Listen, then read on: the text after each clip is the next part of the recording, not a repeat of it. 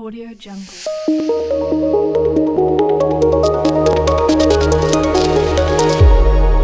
Audio Jungle. আসসালামু আলাইকুম। মানসিক কারণে কি শ্বাসকষ্ট হতে পারে কিনা? জি, উত্তর হচ্ছে হ্যাঁ, মানসিক কারণে শ্বাসকষ্ট হতে পারে। সাধারণত যেসব রোগীরা মানসিক কষ্টে ভোগেন, বিশেষ করে মনের উদ্বিগ্নতা এবং ডিপ্রেশনের রোগী, তাদের হচ্ছে শ্বাসকষ্ট হতে পারে। এটাকে আমরা বলি হাইপার ভেন্টিলেশন।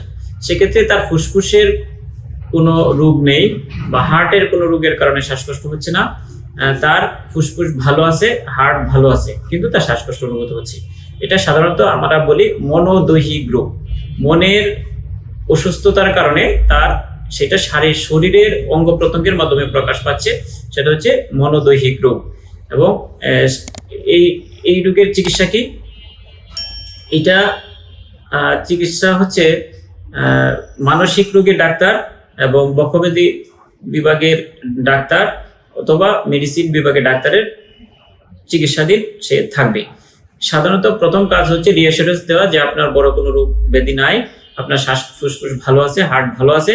রোগীকে রিঅ্যাসুরেন্স করতে হবে এবং যে কারণে রোগীর উদ্বিগ্নতা, মনের উদ্বিগ্নতা বেড়ে গেছে, সেটা সমাধান করতে হবে। এবং প্রয়োজনে এই ধরনের রোগীদেরকে সাধারণত উদ্বিগ্নতা কমানোর জন্য, তার ডিপ্রেশন কমানোর জন্য কিছু ওষুধের সাহায্য নিতে হয় এবং অনেক সময় সাইকোথেরাপি দেওয়া লাগে। ধন্যবাদ।